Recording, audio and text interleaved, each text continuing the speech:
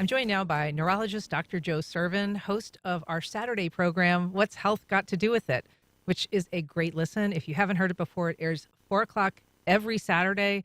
But Dr. Joe also joins us once a month to answer your healthcare questions. So you can call us now at 904-549-2937. You can also email firstcoastconnect@wjct.org. And if you don't want to use your first or last name, that's fine. Just let us know. So, Dr. Joe, welcome. It is so good to be here with you, Anne, and hopefully not April Fool's Day, Yeah. right? Yeah, we've got enough of that all the time. I got plenty of April Fools, but this is a topic I've been dying to talk to you about. So Havana syndrome, we'd been planning on talking about this anyway today, but last night a real bombshell report on 60 Minutes. So this month, researchers at the National Institutes of Health found no evidence of brain injury or any difference at all in people who'd experienced what is known colloquially as Havana syndrome. But we should note that last night 60 Minutes aired this really interesting piece. We're going to get to that, but catch us up. What is Havana syndrome? What is it? What are researchers looking for? So Havana syndrome, this is fascinating, is basically a collection of symptoms by workers for the government, typically in foreign outposts, started in Havana, although 60 Minutes corrected us and says that Germany was actually the first slot. And they come down with mysterious ailments from fog, terrible headache after hearing this piercing noise. Then they have difficulty with their balance, their hearing, and they can't function like they once did. And there's a lot of these cases. This is like the Bourne movies come alive, except there are real victims here, and we don't know what it is. And they call it Havana syndrome because that's where a lot of the first set of cases seem to occur from workers at the American embassy in Havana. But since then, China, I think it was in Latvia, Lithuania, Vietnam, Austria, and Russia. Even in the U.S., on the ellipse, there's been some reports of people who worked in the official positions there leaving the White House. I mean, it's incredible. So, one thing I always learn from just years of practice, when people start complaining about stuff, even if you don't find clear evidence, you don't start off with the conclusion that they're wrong. You at least kind of park it and say, let's see what happens over time. But it is a lot of people. And it's fascinating just how far-flung the conclusions have been.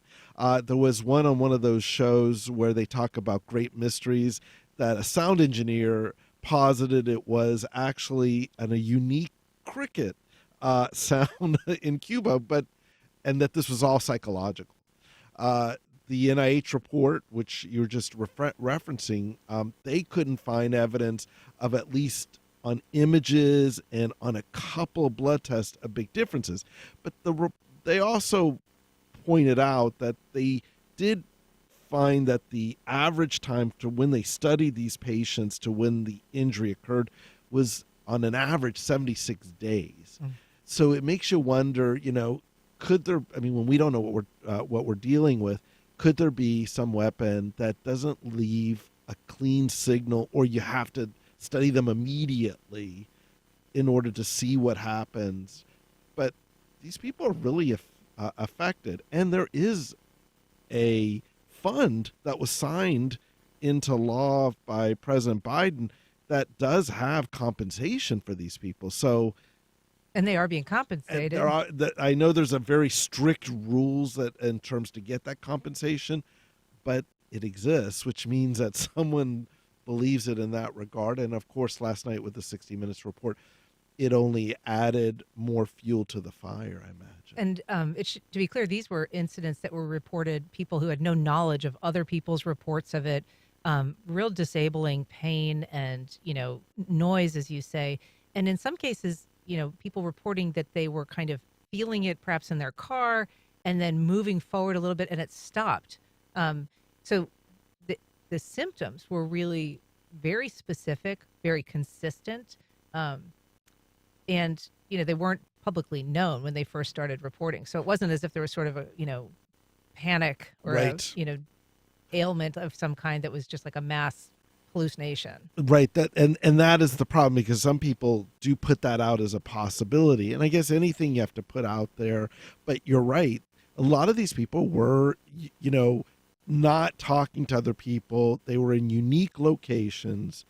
And curiously, all of them seem to be in postings, except for foreign postings, except for some of the ones that you've mentioned. But yet a preponderance of government workers.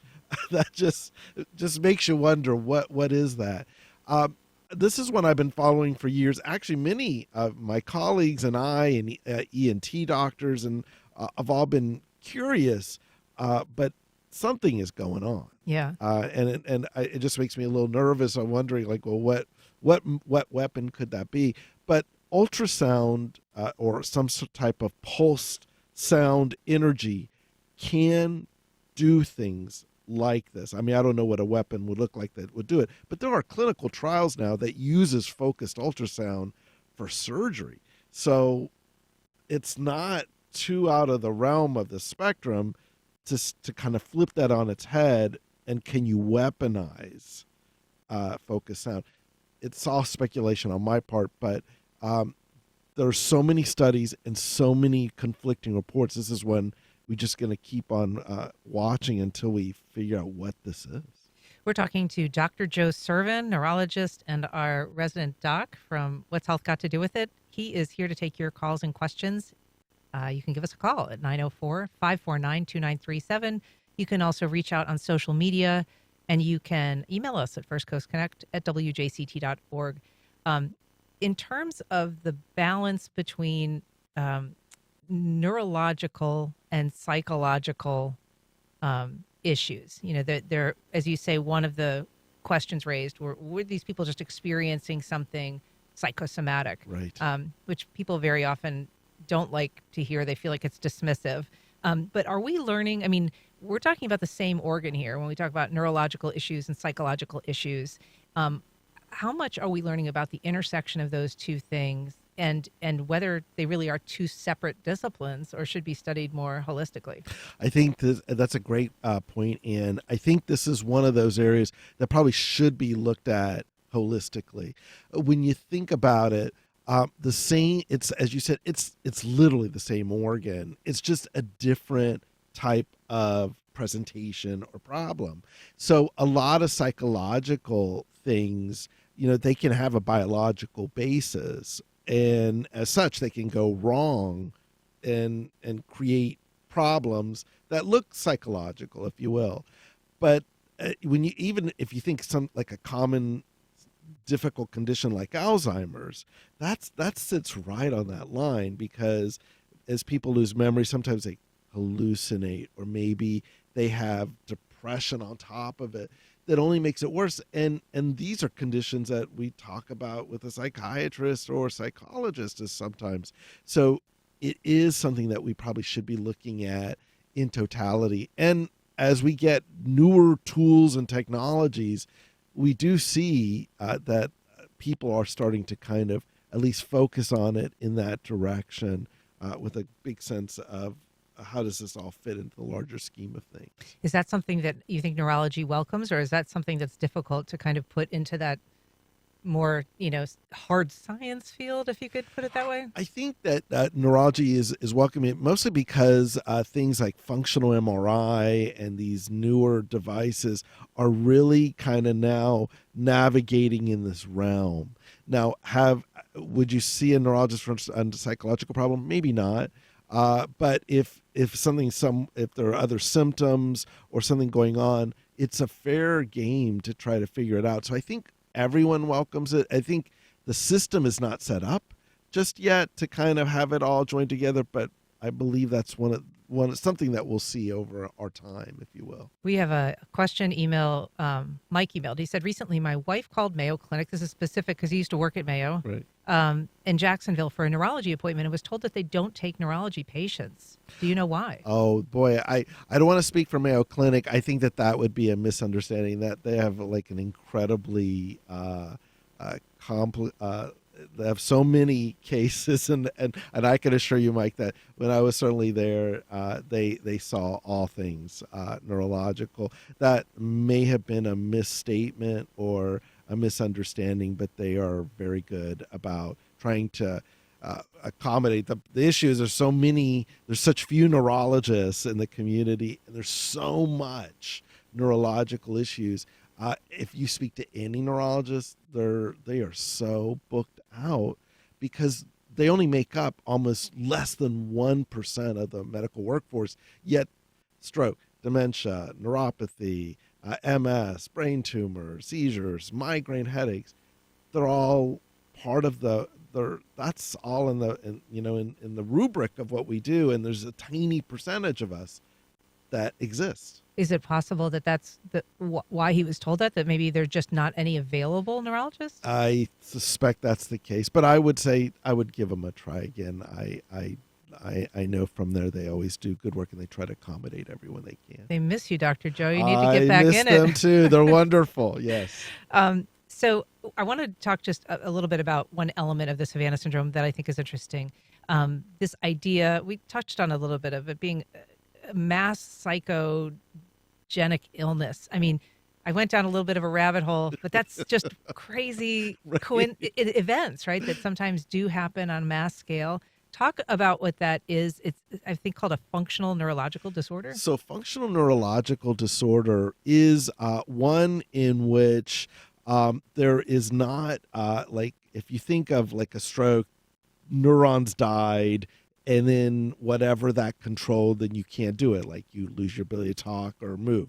A functional disorder looks like these things that can happen in a stroke or brain tumor, but no tissue has died. Nothing has been hurt. It's more that your brain or your belief or whatever, that you are sick and you're manifesting with the symptoms unconsciously in most cases. You don't realize it, but it's like you're almost been suggested into believing you have symptoms.